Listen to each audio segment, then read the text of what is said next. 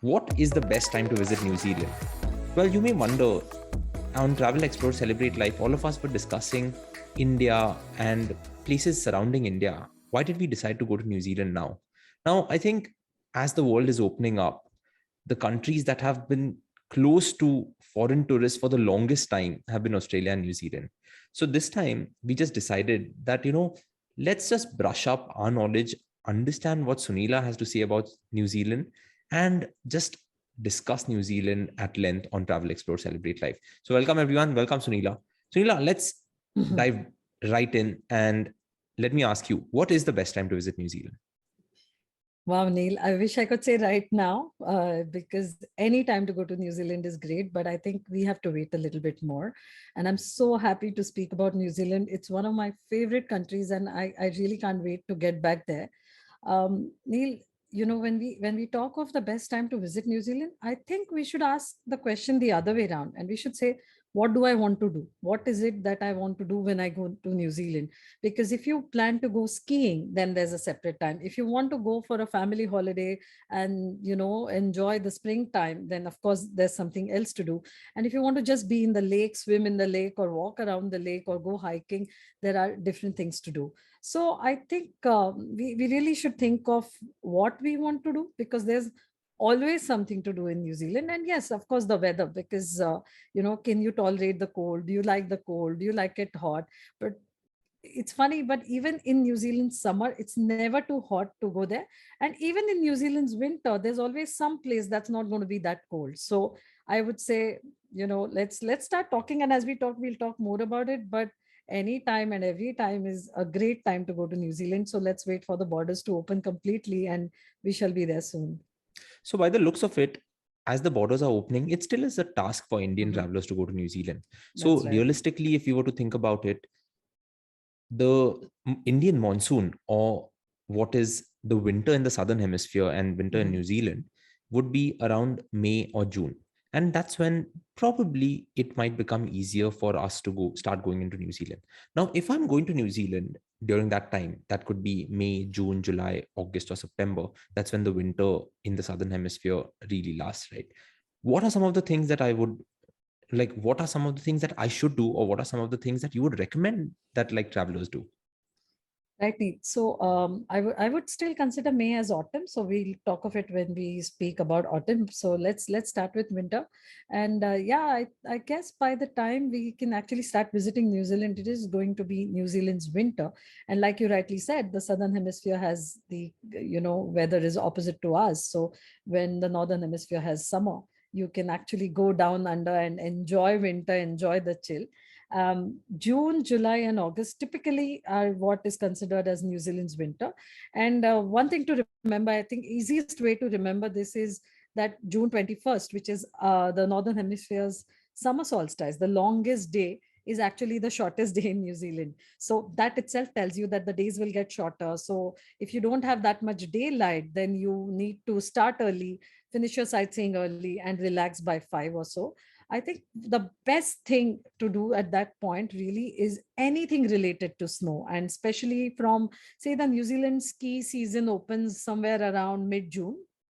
So, anytime after that, through June, July, and August, you can ski on some of the world class ski fields and ski resorts out there.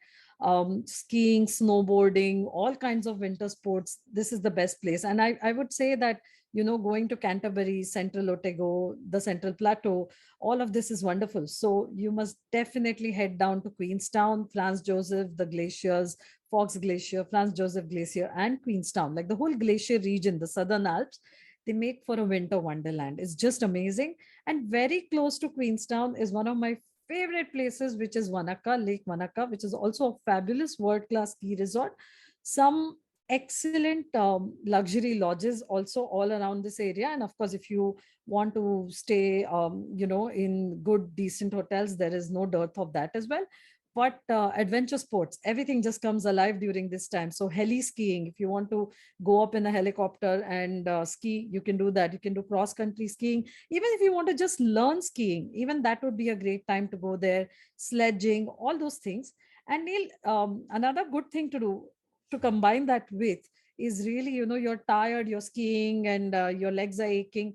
And New Zealand, being a geothermal place, there's a lot of geothermal activity out there, has a lot of natural hot pools and mud baths. So just imagine you've had a very active holiday, and after that you can go and relax in any one of the amazing hot pools that are there in New Zealand. There are some in South Island as well. But yeah, if you're combining North and South Island, then I would say head to Taupo, Rotorua. These have naturally hot waters and pools, and lots of spas, lots of nice hot bubbling mud spas, water spas. So it just makes for a fabulous holiday like that, and I would definitely recommend doing that. June also, Neil, is the time when the Maori people, who are the indigenous people of New Zealand, they celebrate their festival. It's called Matariki, and Matariki is a festival when they are waiting for the new season to come. For them, in that sense, this is their new year, just similar to what we would do with Gudi Padwa, which is coming in now, if I may compare like that. So, Maoris have their Matariki. So definitely head to Christchurch, Queenstown, and in the north, Ruapehu and Tongariro National Park. That is the place to go skiing. It is just superb. And Mount Tongariro, by the way, has an active volcano. So you can be walking and hiking around an active volcano as well.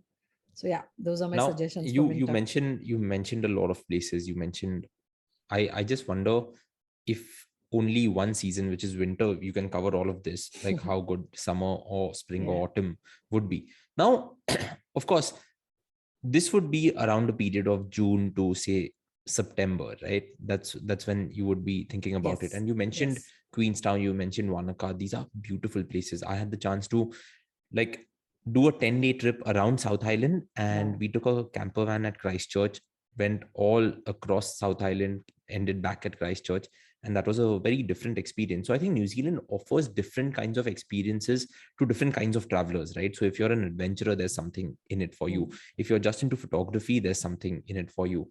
And that's why I often tell people that people like to combine Australia and New Zealand in one trip, because one of the things that comes to mind is that if you're going this far, might as well do Australia and New Zealand. Yeah. And I think you will also agree, right, that Australia has to be done independently, New Zealand has to be done independently, if you are able to do that, because both countries offer something that where you can spend 10 days, 15 days, 20 days, right? Yes, Neil, it's like someone saying, do India, Sri Lanka, Maldives, Nepal, everything together. You can't do it.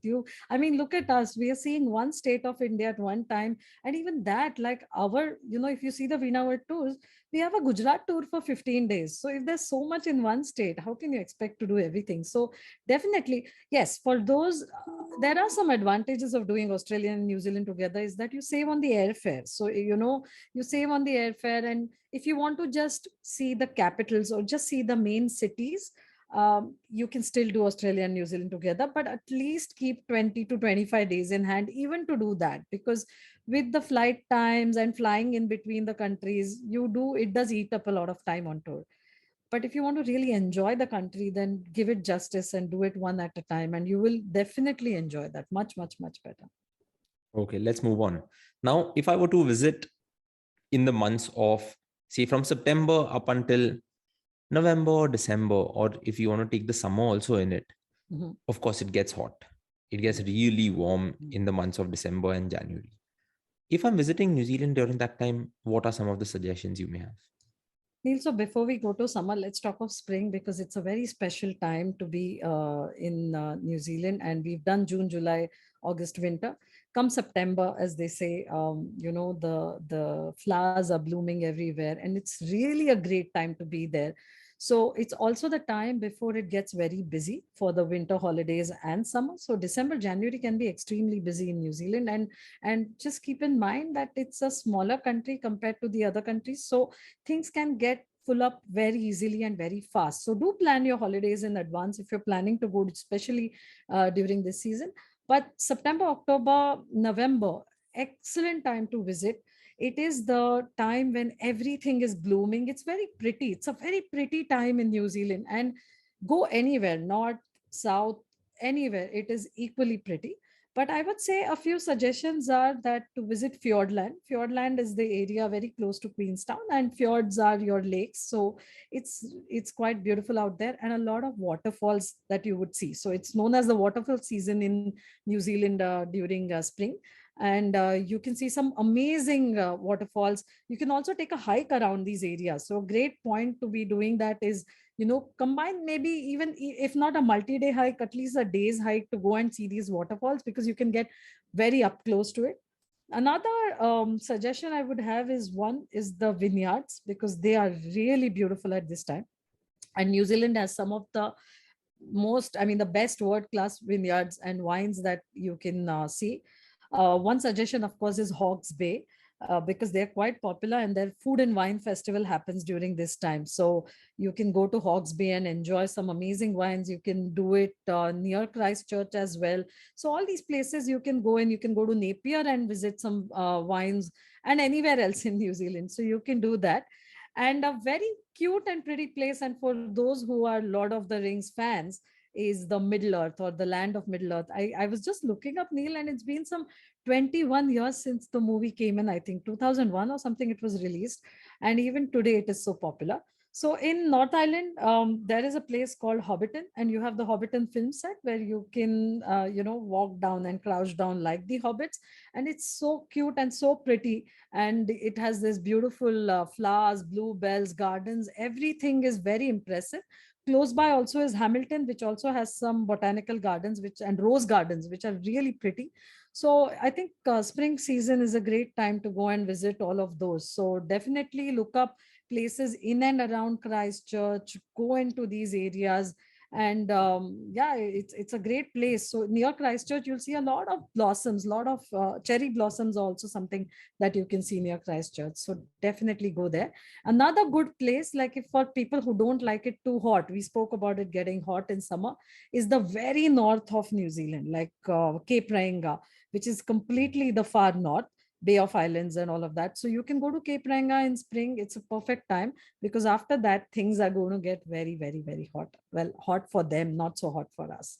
So yeah, so that's spring, and then we move towards summer. What's your favorite time, Neil? When you were there, what time did you visit? So one time I visited in the month of April, and Mm, that was only North Island, and I only did mm. Auckland and a few places around it.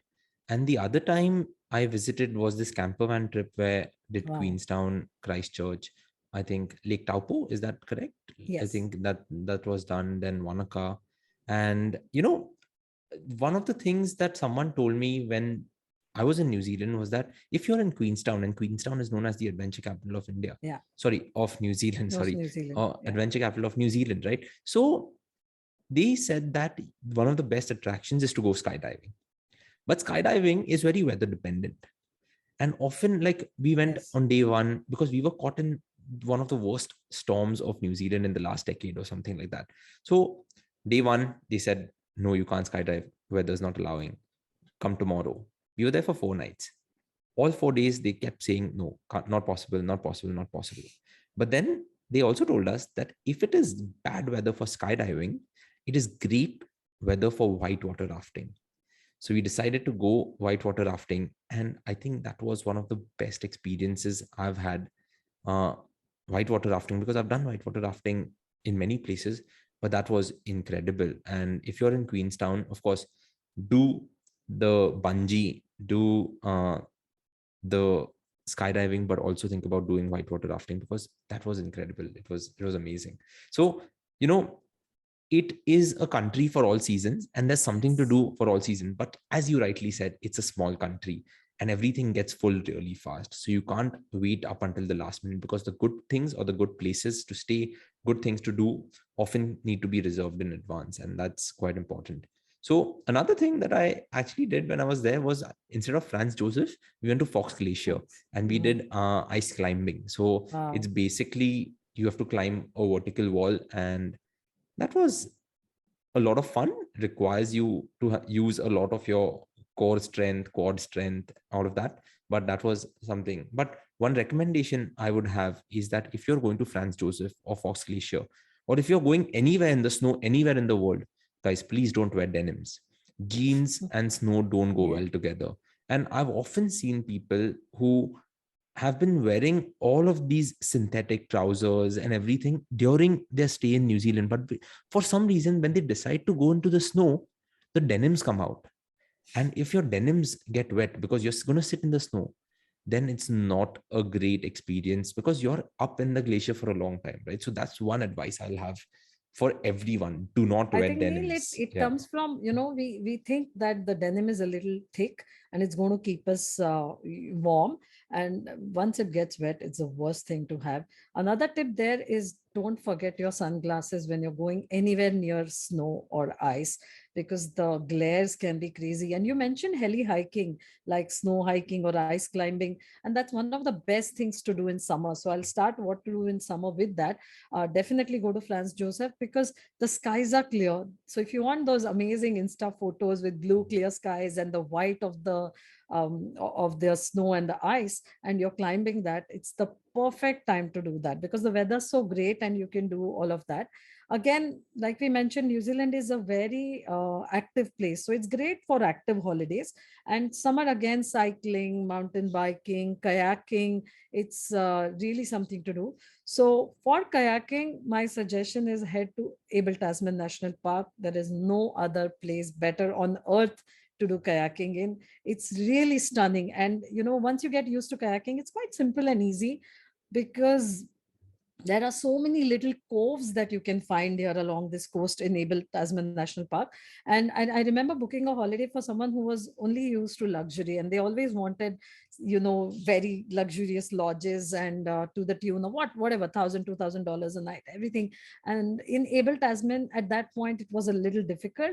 But once they went there, I remember them calling me and saying the real luxury is this, because it's so unadulterated. The beauty, the natural beauty is so stunning that for us this really is natural beauty. And sometimes you also miss the crowds when you go to such places, right? So it's so beautiful. So Abel Tasman is definitely something that I would recommend. Other thing to do is in, we also tend to forget that New Zealand is an island, so there are beaches. We don't necessarily associate beach and New Zealand together, but don't forget it's an island. So there is a lot of coast and beaches. And one suggestion again is the Coromandel area, which is very close to Auckland, about 2 hours drive. And there are certain areas here where you can actually dig out a hot water pool for yourself in the sand. So if you dig out some sand, because it is again a geothermally active country, you can have places on the beaches where the water is hot. So just imagine you're going there on the beach and you dig out a hole and sink in your own little hot tub by yourself. So that's also something quite really nice to do out there. So go hiking, biking. And again, summer is, spring season continues into summer. Everything is still so pretty. So during this time, which is December, January, you spot New Zealand's Christmas trees. So Christmas in New Zealand is very different to the North Hemisphere. You're in shorts, you're doing barbecues, you can enjoy a lot of that. And you mentioned camper vans, so that would be another great thing to do, is take the camper van, go out during this time, have your barbecues, have your little holidays, and spot what is known as the Christmas tree, which is the pohutukawa, which is a red colored flower, a vibrant red, and a Christmas red. Except for the snow, you have everything out here. So definitely, I would say summer would be a great time to do all of that. Yeah, I think we are getting a little carried away, right? Just talking about all of the things that you could do. But one thing I'd like to pick up from what you mentioned is that, summer gives you a good opportunity to click good photos. And, Yes. I often keep telling everyone that New Zealand's a place where you don't need to be a good photographer. You just need to point your camera and you'll have a good photo, because the countryside, all of the natural landscape that New Zealand offers is just incredible. Now, Sunila, I'd like to spend some time discussing self-drive holidays, Mhm. because New Zealand's a great place for self-drive holidays. Now, do I need, like, should I be really careful, or is it quite easy to get a car and move around New Zealand? Because often people reach New Zealand and then realize that, oh, I should have gotten a car. And sometimes people make the mistake that, okay, I'm going to have a car in just one city, and everywhere else I'm going to figure my way around. But according to me, because I was to driving a camper van, which is this massive piece of transport that you have to move around with, I found it quite easy. And what are your thoughts on self-driving around New Zealand? Because you have done a couple of self-drive holidays also, right? Yes, Neil, that's right. And I'm going to combine the self drive with our last season, which is autumn, because it is one of the best times to drive around as well. Let's talk of self-drive first. So when you're self-driving, it's not so difficult to find a car. You can get a car easily, but I would definitely suggest that book it much earlier, especially if there is a holiday coming up, because it can get sold out. Just like everything else, the inventory is only so much, right? And one of the good parts of driving a car out here is, if you want to have an upgrade and drive a really nice luxurious car, you can do it when you're in New Zealand. But for that, please book in advance, because sometimes when you reach there, they may not have the car of your choice. They may not have what you're looking for. And then it gets difficult. But yeah, like you said, it's really quite easy. It's not so difficult. So maybe someday you're there and you decide, if there is availability, you can definitely rent a car. And it life is really easy because it is very similar to us. So they also have the right hand drive, and they drive on the left side of the road, similar to us. The Indian driving license, if it's in English, is valid. So especially the new smart licenses, they are the card licenses, they are valid. So there's absolutely no issues, you can drive. One note of caution here is, please, we don't see anyone on the road when you're driving. Like, the joke always when driving in New Zealand is, the only traffic jam is when the sheep or the lamb come onto the road and you have to stop for them. But I remember I was in Queenstown, and I met a young honeymoon couple, and we were kind of helping them out, because they were there from India, and we were there, and then we saw that the husband had his hand in a cast, because he didn't realize when driving, especially to Milford Sound, and that road is pretty treacherous. Like, you don't see the turns, you don't expect it.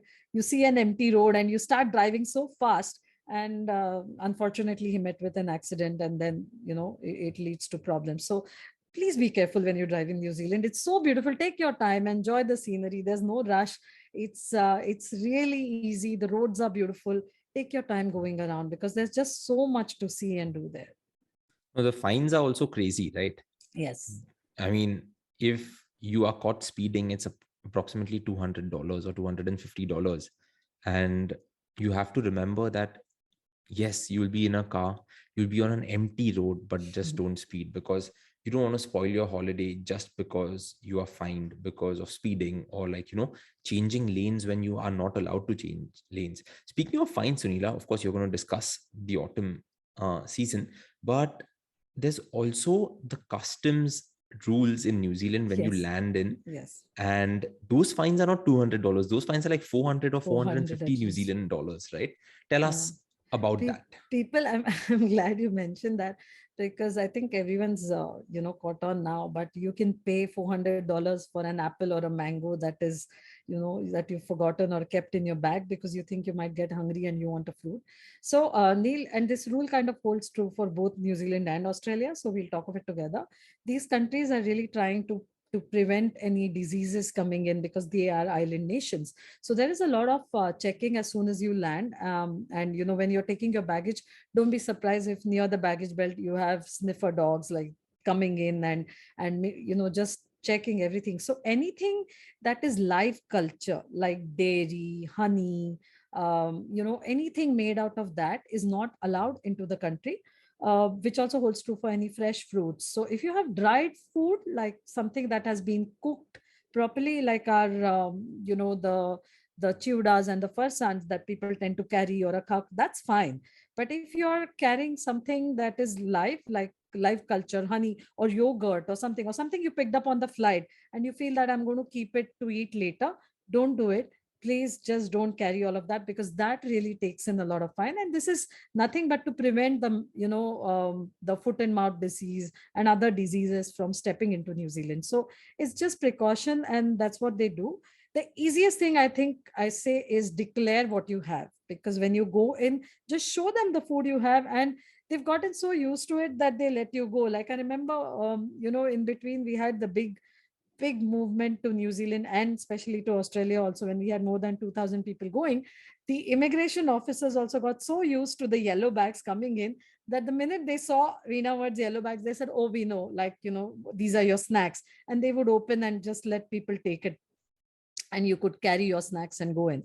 But just make sure you declare it on arrival. Don't try to hide anything. Just show them and explain to them, if there are medicines, please make sure that you're carrying a prescription. Or if there are Ayurvedic medicines and stuff like that, just carry a prescription with you, and you can go through, but nothing fresh. Perfect. Let's come to autumn.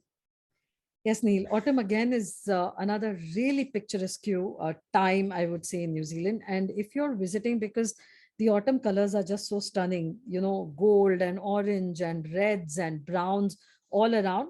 So if you're in Queenstown, go to a small little area called Arrowtown. In fact, it is just one street. Like I remember the first time I went there, it's a very pretty street, and there's a lot of cultural heritage out there. So the gold panning and all of that happened in this area. So you have one of the oldest post offices there, and you can actually send a letter from there. But get down there, and you will see these trees in beautiful shades of yellow and brown. So that is one place. The other place to visit is Marlborough and the whole vineyard region, central Otago. The colors are just stunning. So I think, like you mentioned, self-drive, that also reminded me of autumn, because it's a beautiful time to be driving around, just looking at scenery and going everywhere. Another good thing to do during autumn is spot marine wildlife. So orcas, dolphins, all kinds of whales. And the best places to do that are Wellington's coast and Kaikoura. So you can take a whale watching tour. And whenever you're doing a whale watching or other tours, please remember to spend at least more than one night there. Because again, it's a little weather dependent. If something's wrong, you can always take up the same thing on the other day. Most of them are usually refundable, like in case you don't spot something, or if something is cancelled, you do get your money back.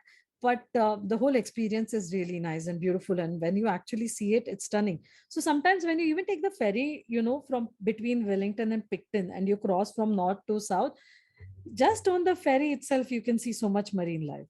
And it works very well with self drive, just what we were discussing. So you can take your car in North Island, drive around, and then take the ferry, get off, and then you have another car waiting for you. Or some people even carry the car. If they have a car, they take the same car on the ferry and come over. But it's not just a great way of transport, but it's sightseeing as well. So again, that is quite beautiful. Another thing I would say in autumn is hiking.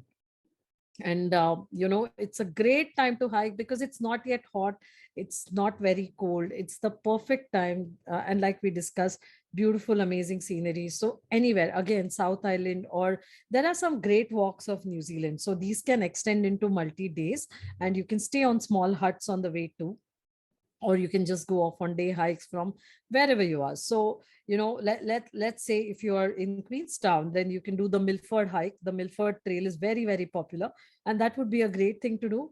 Or you can do the other mountains out there, or say you're on your honeymoon, you can even do something like picnic on a peak. So basically what you do is you take a helicopter ride, you get dropped off on top of a mountain, and it's just you, and the helicopter goes away. Walk around, hike around, take your time, and then you call the helicopter and it comes back to pick you up. So these are really some amazing things that you can do in the country out there. So New Zealand's just amazing. I think Well, I need to yeah. stop, otherwise I will just we've go we've on gone past about the New Zealand. 30-minute mark, but I think we've established pretty well that New Zealand's a country for all seasons. You can go to New Zealand anytime, so you don't need to wait for the right time to go to New Yeah. Zealand. You can do multiple trips to New Zealand because that's how you will see each and every part of it really well. You can go there with your loved ones. You can go there for a honeymoon. You can go there with your friends for a bachelor trip or a bachelorette trip. You Hmm. can go there just to celebrate something, and there's so much that you can do, whether it's luxury travel, Family whether it's fun, holidays yeah, too. budget Yeah. travel. And you can go there as part of a Veena World tour or as part of Veena World's customized holidays. And it's a great place to do incentive trips or corporate trips because most companies don't do that. So you can Hmm. be a very different company that does that, or different association that does that. So Sunila, to end it, let's Hmm. end it with a short question to you. What are the best points to enter and leave New Zealand? Okay, the easiest, of course, is Auckland and then Christchurch. They work really well because Auckland is North Island and Christchurch is in the South Island. And you can often do like a nice round trip from both the places, or use Auckland, go up all the way into the north and then drive back, or take a flight from there and go down to Queenstown directly, drive through, come to Christchurch and come out. So I would say the best itinerary works out when you fly into Auckland and you fly out of Christchurch. But you can, depending on whatever the best airfares that you're getting, and we need to see what happens with that when the world opens and what connections we get in. But Singapore Airlines usually used to connect really well with Christchurch, and there were other airlines that connected with Auckland. So yeah, either Auckland or Christchurch, and depending on the number of days you have. If you just want to do a South Island tour, then you must get into Christchurch. But if you want to do both the North and South, then Auckland and Christchurch together make the best entry and exit points for New Zealand. I quite agree. There is a flight to Wellington also, but I would recommend not taking that because that's only one flight. It's a smaller flight. And if you want a more And then comfortable, again, Neil, if yeah, you're combining with Australia, then there are different options as well. A lot of options open up. yeah, that's true. Awesome. That was New Zealand. As we are predicting, hopefully it properly opens up by May or June and you can start going there.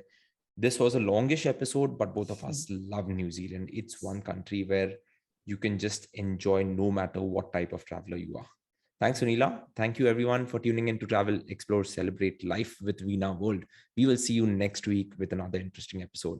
Take care of yourselves, keep traveling, and hopefully you keep writing to us with feedback because a listener actually sent us an email asking us to do an episode on New Zealand, and this is how we have come up with this episode. So thank you so much, everyone. Take care of yourselves. See you next time. Bye. Thank you.